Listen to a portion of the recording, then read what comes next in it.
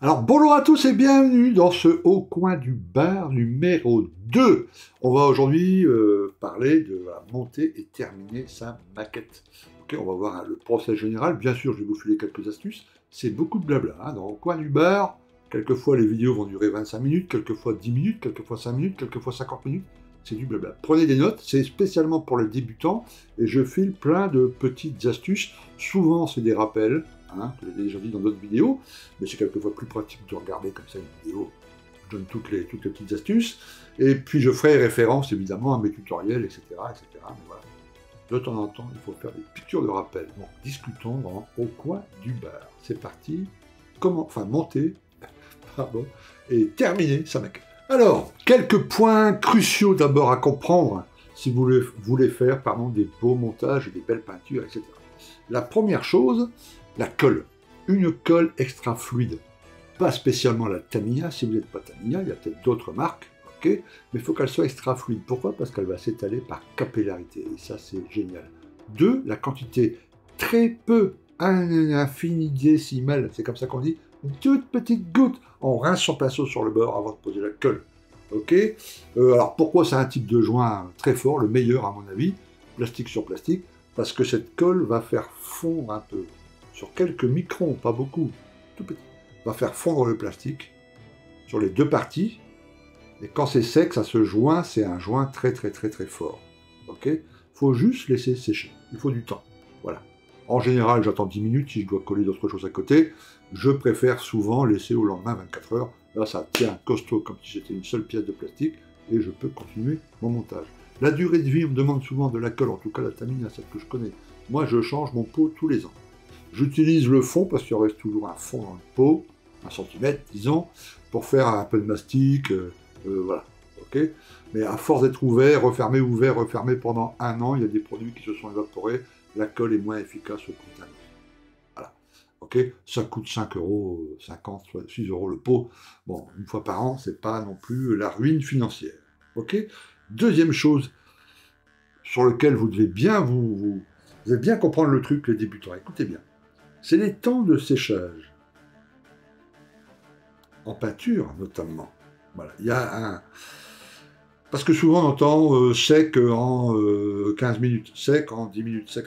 Il y a deux séchages. Il y a le sec au toucher, c'est-à-dire que vous pouvez toucher avec vos doigts, avec vos petits doigts, et la sensation va être sèche. La peinture est sèche.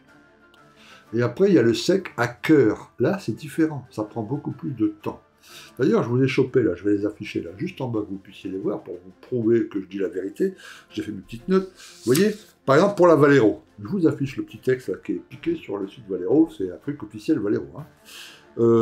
Ils disent que la peinture est sec au toucher en 5 minutes. Et c'est vrai, quand si vous peignez à la Valero comme moi, un coup de pinceau, une couche fine, vous attendez un peu, 5 minutes, vous posez votre doigt, c'est sec. Mais en dessous, c'est écrit que pour sécher à cœur, c'est-à-dire complètement, vraiment sécher, alors, ça dépend de l'épaisseur de peinture. Si vous faites 1 mm d'épaisseur de peinture, ça va mettre beaucoup plus de temps. Mais si vous faites une couche normale, c'est sec à cœur en plusieurs jours.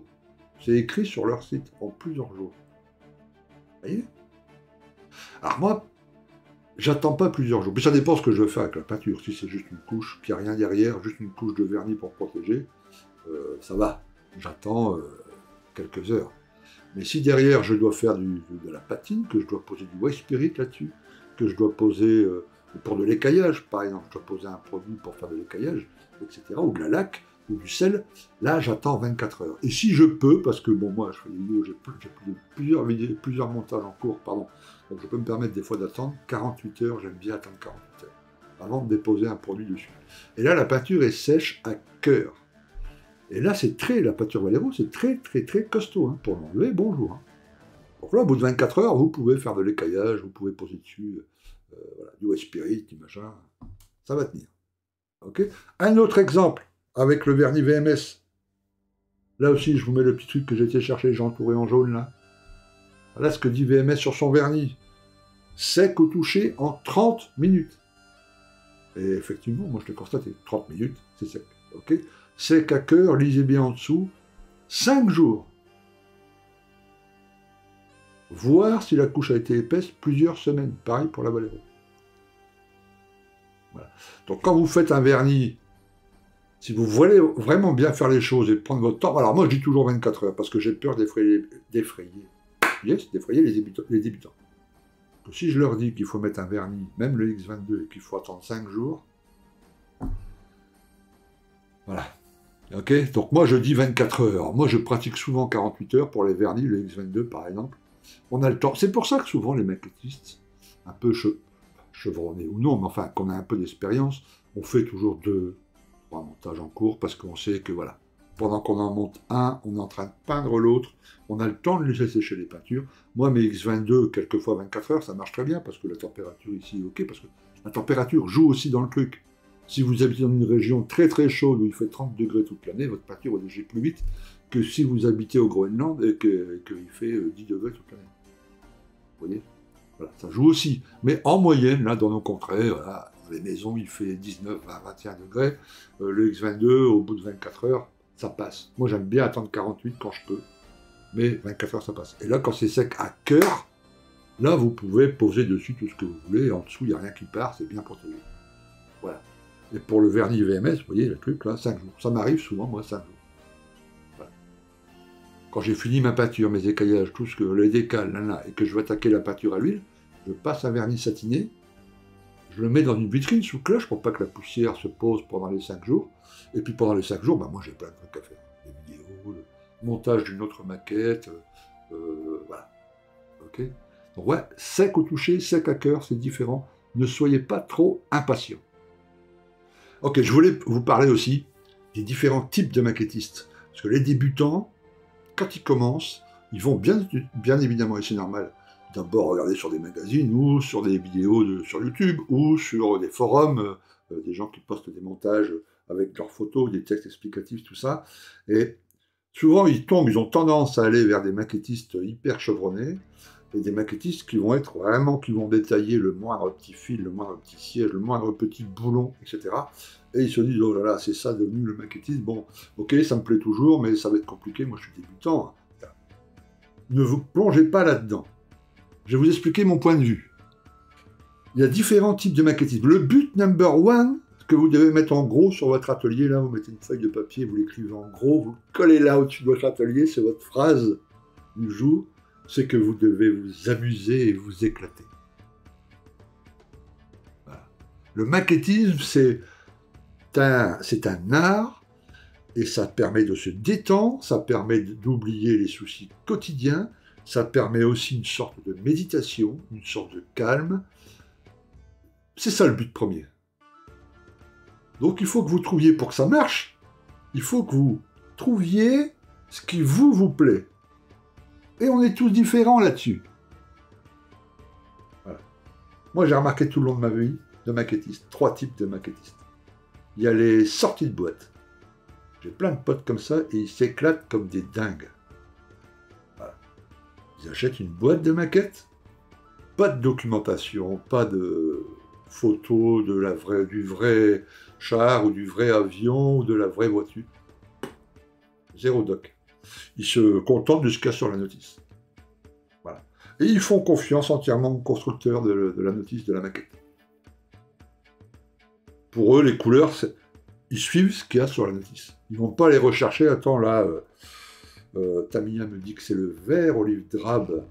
Est-ce que c'était vraiment de l'olive drabe? Allons voir sur Google. Non, non. Olive drabe, olive drabe. Ils ont le pot Tamiya qu'il faut avec le numéro qu'il y a sur la notice. Voilà. Ils montent leur maquette très bien, ils prennent beaucoup de plaisir. Sans ajouter de la photo découpe, tout ça. Niet. S'il y a de la photo découpe dans la boîte, ils vont l'utiliser. S'il y a de la résine dans la boîte, ils vont l'utiliser. Uniquement ce qu'il y a dans la boîte. Ok. Et puis les décals, un vernis protecteur satiné, pas de patine, quelquefois un petit jus pour marquer les panneaux sur les chars, sur les avions, sur la voiture, les tours des portières, là, un petit coup de truc, pour que ça soit bien noir et que ça se démarque bien, c'est tout. Pas de patine, pas des traces d'éclats de balles, de boue, niet. Dans la vitrine, parfait, propre, beau montage, on voit pas du tout que vient d'une maquette et que c'est plein de petites pièces assemblées, tous les joints sont bien pensés et tout, impeccable, hop, terminé, satisfaction, maquette suivante. Et avec ça, ils montent des collections, tous les avions, anglais de la Seconde Guerre mondiale, l'autre va être fasciné par le Pacifique, tous les avions du Pacifique, etc. Et ces mecs-là s'éclatent. Et je conseille qu'ils continuent comme ça, si j'ai pas, parce que je suis pas le gourou de la maquette, mais si j'avais un conseil à leur donner, éclatez-vous, continuez comme ça, c'est très bien. J'ai même un pote, écoutez bien, lui la peinture ça le gonfle, il aime pas ça. Donc il monte ses maquettes, il fait des avions, il monte ses maquettes, il masque la verrière, il donne un coup d'après, il a une bombe d'après grise là, tu vois, un truc green stuff là, toujours la même, il en a acheté 10 d'avance, le même gris, il passe tout à l'après, parce que quelquefois dans les maquettes, vous savez, vous avez des grappes de couleurs différentes, ça fait un peu bizarre. Donc il passe tout à l'après gris, il démasque, il met le fil, s'il y a un fil d'antenne à mettre, dans la vitrine. Et il a, pareil, 400 maquettes, et voilà, sa collection des avions pendant la bataille d'Angleterre, là, c'est les avions de... Il prend un plaisir de dingue. Zéro peinture, zéro aérographe, pas de Valero, pas de pinceau. Lui, c'est ça son truc. J'adore. Et le mec s'amuse, s'éclate. C'est vraiment un plaisir fou pour lui de recevoir une nouvelle boîte et de commencer une maquette. Voilà. Les sorties de boîte. Vous avez après les historiques. Et ça peut vous plaire. C'est vous abordez la maquette par rapport à l'historique de l'engin que vous montez. Vous êtes intéressé par l'histoire de la guerre du Vietnam, un exemple. Okay, les blindés de la guerre du Vietnam, les avions, les hélicos de la guerre du Vietnam. Et vous les montez, vous montez pour ça. Voilà.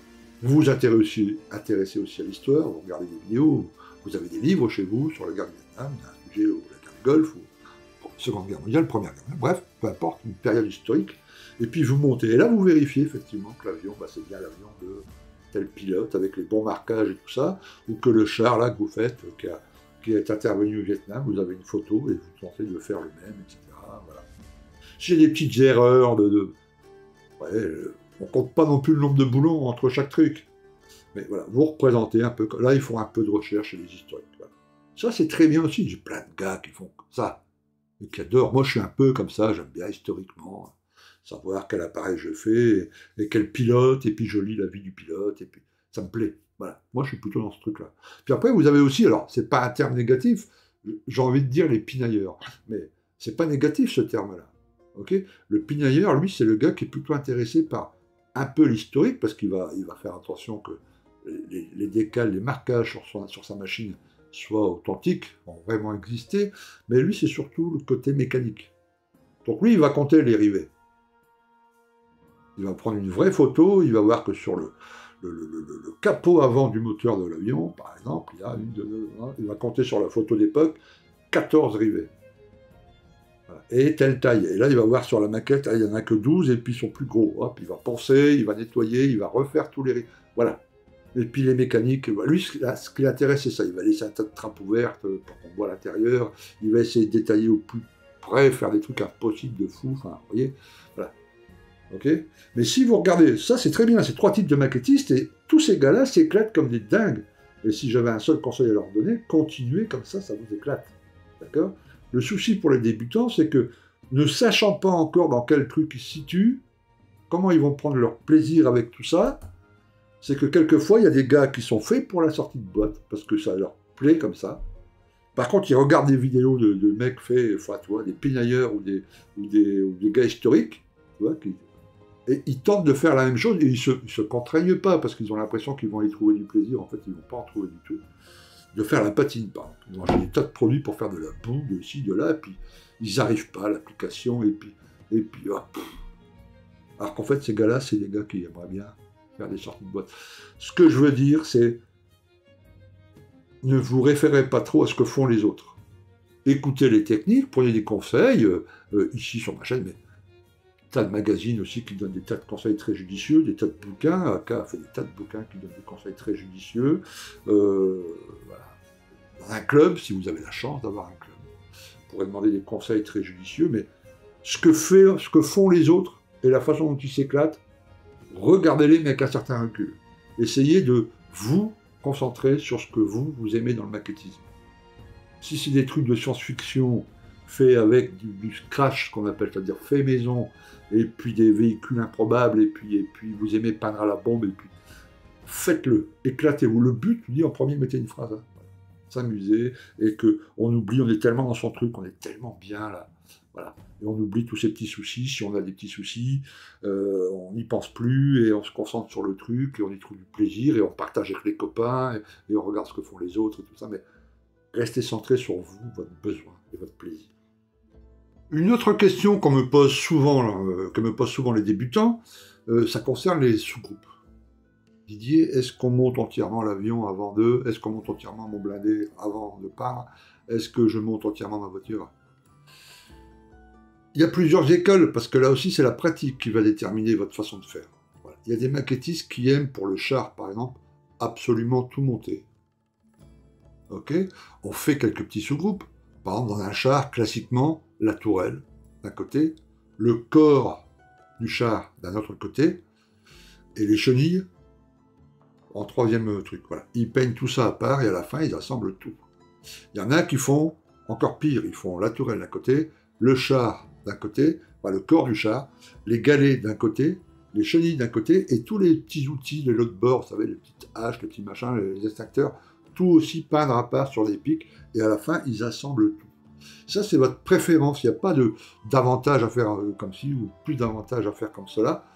C'est vous, dans votre technique de peinture, dans votre phase de peinture, suivant vos pugnalaires ou vos pinceaux, et votre goût personnel, qui allait déterminer, voilà, c'est mieux. Il y a des choses qui sont obligatoires. Par exemple, dans un avion, si vous faites des avions, il faut peindre le cockpit entièrement avant de l'insérer dans les deux demi-fuselages.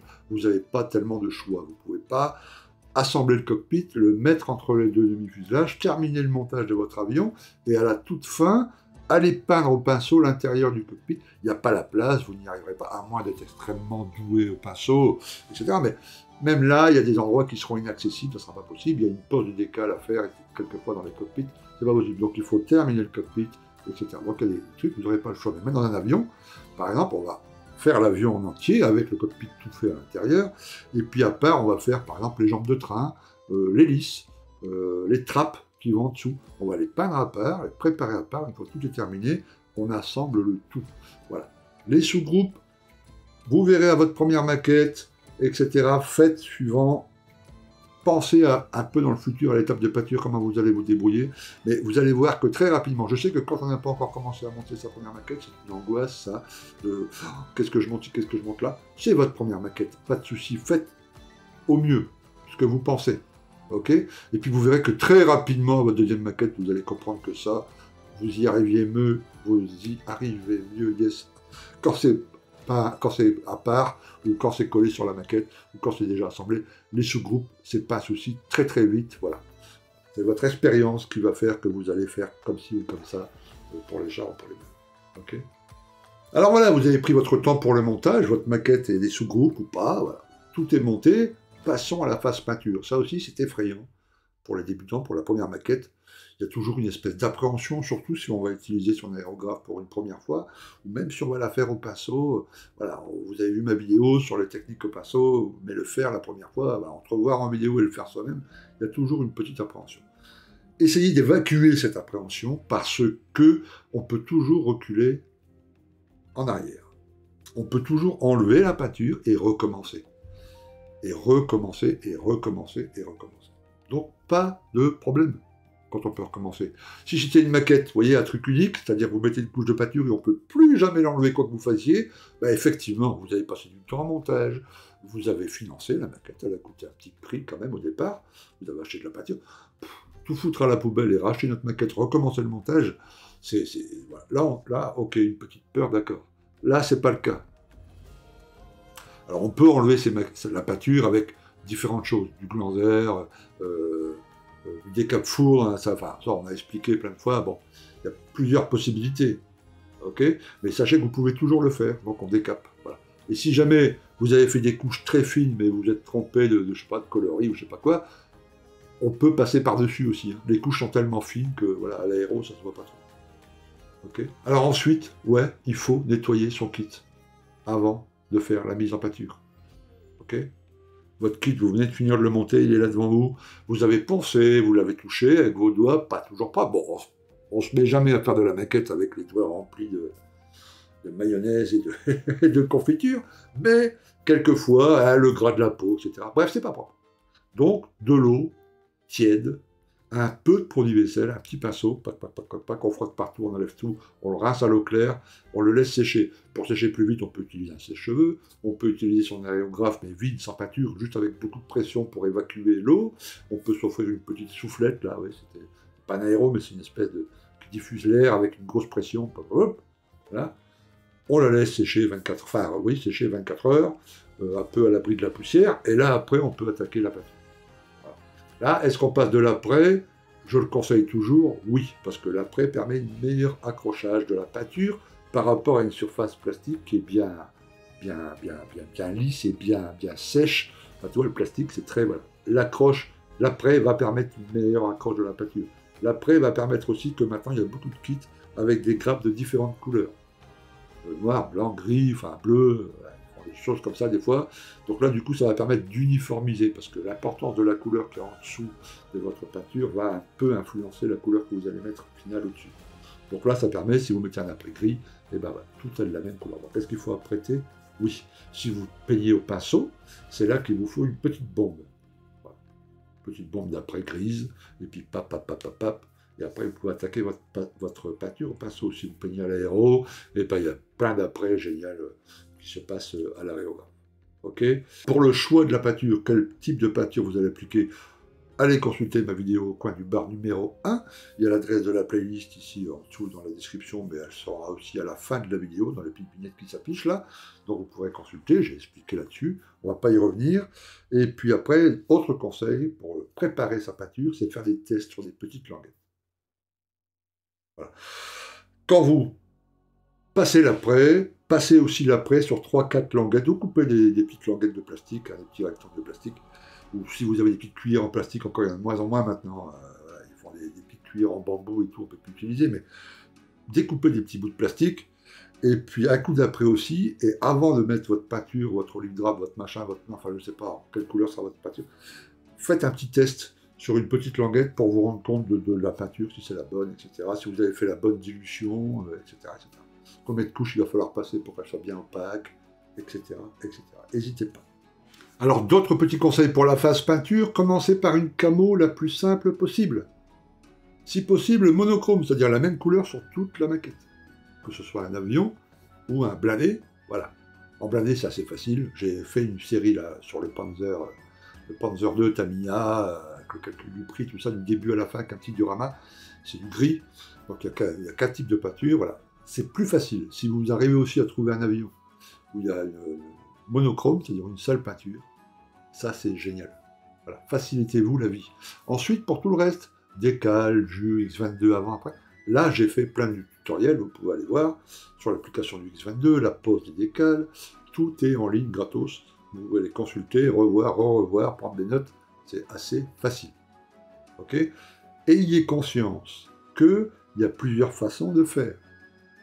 Moi, je donne une façon assez simple pour que les débutants puissent faire leur première et réussir et prendre du plaisir à faire leur première maquette, mais il y a plein de façons différentes d'arriver au même résultat. Donc il est possible que dans un livre ou dans d'autres vidéos, vous voyez une autre technique, un autre maquettiste qui fait différemment de moi, mais moi, c'est une des techniques. Il y a plein d'autres techniques pour bien terminer une maquette et poser sa peinture, etc. etc. Voilà. Okay, donc soyez pas étonnés, c'est pas parce que vous voyez une autre technique dans un bouquin que vous dites, bah voilà, Didier s'est trompé, c'est pas trompé, moi je me suis pas trompé, les autres maquettistes ne se trompent pas, ce sont des techniques différentes pour arriver au même résultat. Alors une fois votre maquette terminée, vitrine ou étagère, eh ben ça dépend de plein de choses, ça dépend aussi du budget que vous avez à mettre là-dedans, parce qu'une vitrine ça coûte cher. Une grande vitrine en verre, la transparente, pour qu'on puisse voir vos petites créations, il faut compter un peu moins de 400 balles, quoi. Alors ça peut valoir le coup si vous avez le budget, parce que là-dedans, vous pouvez mettre une trentaine, une quarantaine de maquettes et ils seront protégés de la poussière. Alors ça dépend de l'échelle. Hein. Si vous faites du 32, vous en mettrez moins que si vous faites du 72. Enfin, vous en avez pour un paquet de temps, un paquet d'années, si vous ne faites pas une maquette toutes les semaines. Hein. Si vous faites une maquette tous les 2 mois, 6 par an, 7, 8, enfin voilà. Vous aurez quand même pour quelques années à remplir la vitrine avant qu'elle soit pleine. Et elles seront à l'abri de la poussière. Là, ça dépend de votre budget. Plein de maquettistes les posent sur des étagères. Tout simple. Sur des étagères, on peut en poser quand même pas mal. Ça prend la poussière, alors de temps en temps, certains toutes les semaines, certains toutes les 2 semaines, certains tous les mois, eh ben, un petit coup d'aéro, surtout pour enlever la poussière, un petit coup de pinceau, un petit coup de... Voilà, on fait les poussières comme on peut. Voilà. Il n'y a pas d'autre alternative qui empêcherait la poussière de se déposer sur nos maquettes, une fois terminé. Voilà. Étagère ou vitrine, ça dépend de votre budget. Faire des collections ou pas faire des collections, ça c'est à vous de voir. Il y a des maquettistes qui, eux, c'est à la boîte, quoi. Voilà. Ils ont fini une maquette, ils en commandent une, et puis ça va être au visuel, quoi, du box art. Il n'y a pas vraiment de collection. Une fois, ils vont faire un avion de la Première Guerre mondiale, une fois un avion, un hélico du Vietnam, une fois, voilà. Et puis dans la vitrine, c'est un peu disparate, mais voilà. Eux, ils aiment bien le look, puis il y en a d'autres, ben non, au contraire, eux, c'est la collection. Voilà. Donc, eux, par rapport à une période historique, tous les avions du Vietnam, tous les véhicules de ça, puis c'est rangé dans la vitrine suivant l'ordre de... Voilà, Parfait. Faites comme bon vous semble. Ne vous occupez pas des autres. Le grand dilemme, une seule maquette ou 2 maquettes ou 3 maquettes en même temps, ça tracasse beaucoup parce que ceux qui ont beaucoup de maquettes en cours culpabilisent souvent. Disent, oh, moi j'ai 4 maquettes en cours, j'exagère. Alors effectivement, il ne faut pas en avoir 50 en cours, parce que cela, ça veut dire effectivement qu'on commence tout. On commence plein de trucs et on n'en finit aucun. Bon, c'est dommage, votre vitrine ne se remplit pas et vous avez 20 montages que vous avez commencé et que vous n'avez pas terminé, évidemment. Mais dans un souci, comme on parlait tout à l'heure pour les phases de séchage et tout, avoir 2 voire 3 modèles en cours, et vous travaillez, vous montez un pendant que la peinture sèche sur l'autre et pendant que etc. Oui, tout le monde fait ça, tous. On a tous, donc voilà, culpabilisez pas de trop, ne culpabilisez pas de trop, pardon, là-dessus. Faites, voilà, 2 montages, 3 montages. Si vous êtes du type un seul montage, et puis pendant que ça sèche 4 jours, et ben vous allez faire un tour, vous faites autre chose, très très bien, c'est parfait.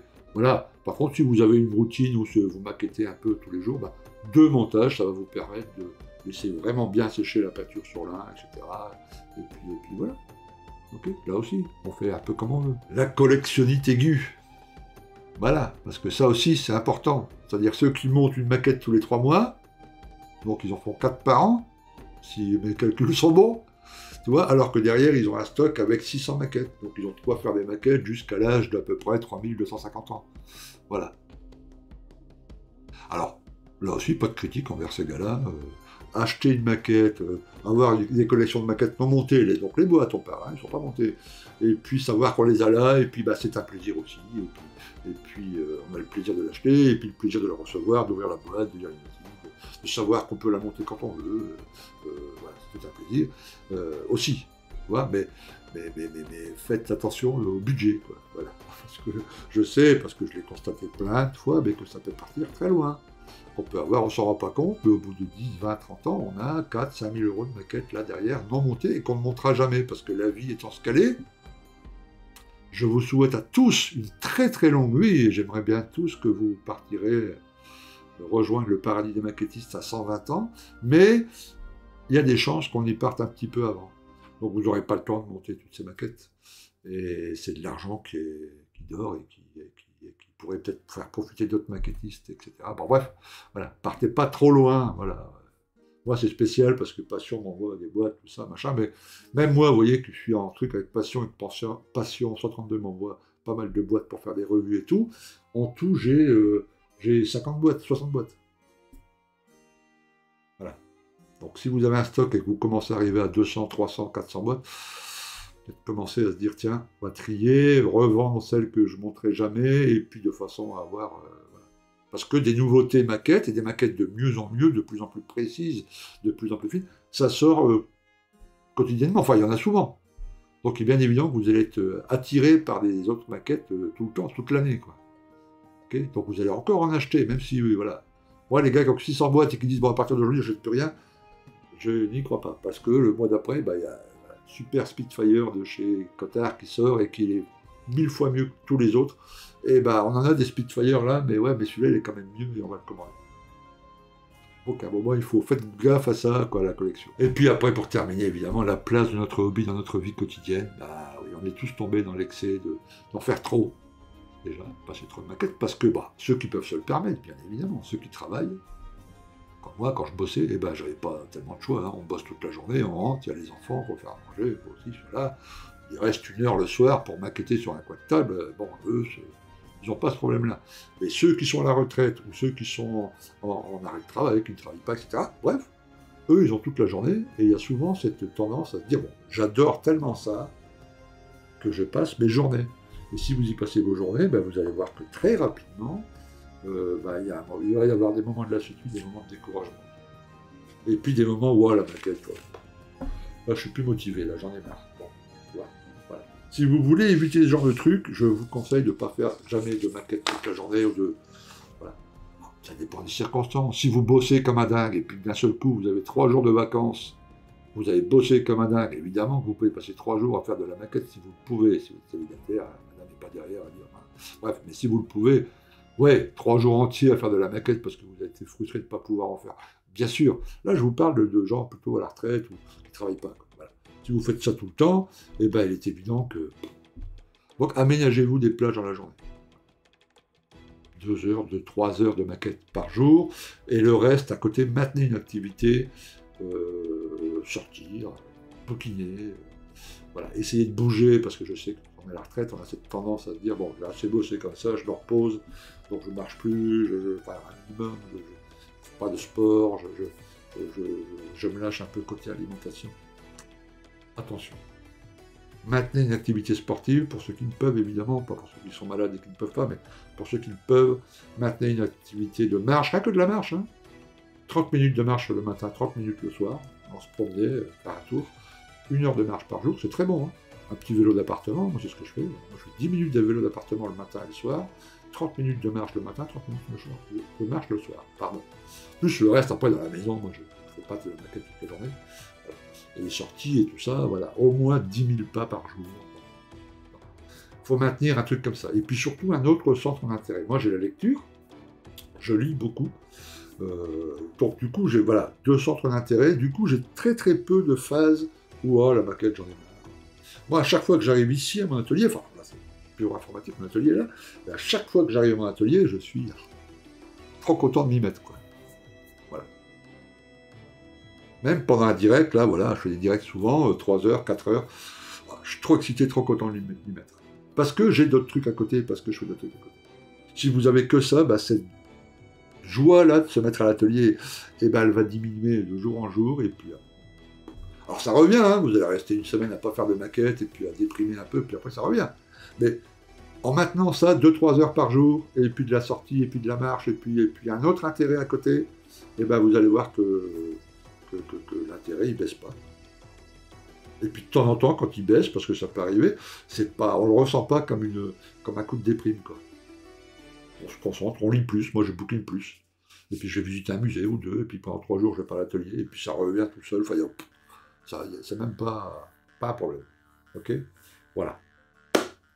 Plein de petits conseils, j'espère que ça vous aidera les débutants, j'espère que bon, ouais, vous avez appris quelques petits trucs, et puis voilà. Ok? Le mot d'ordre, amusez-vous, éclatez-vous. C'est vraiment ça, hein. Le hobby, c'est un hobby, hein. C'est vraiment fait pour se détendre et oublier ses petits problèmes, et entrer comme dans un espèce de... Vous savez, quand le temps ne compte plus. Quand vous maquettez, et puis vous avez l'impression que vous avez passé 15 minutes, mais en fait, ça fait 1h30. Et votre épouse, elle dit, bah alors, t'as dit que tu venais dans... Bah oui, mais merde, ah oui, c'est vrai, déjà, ah putain, ça fait déjà 1 heure. Bon. Ça veut dire que vous avez, pendant un court instant, chopé le moment présent. Il y a des gens qui le chopent, ce moment présent, par la méditation, par d'autres choses, spirituelles ou pas, mais enfin, tu vois, voilà, ils le chopent par autre chose, tu vois. Mais plein d'artistes, que ce soit des maquettistes, des peintres, des musiciens, peu importe, eux, on chope ce moment présent, là. Quand on est... Le temps ne compte plus, les problèmes ne comptent plus, on est dans son truc, on est dans son petit élément. C'est ça qu'il vous faut trouver pour prendre du plaisir en maquette. Et c'est ça mon conseil principal. En gros, là, au-dessus du truc. Ok? Très bien. Merci de m'avoir écouté, les amis. Je vous remercie. Prenez soin de vous. Et je vous dis à très, très bientôt sur Plastic Dream. À plus, ciao.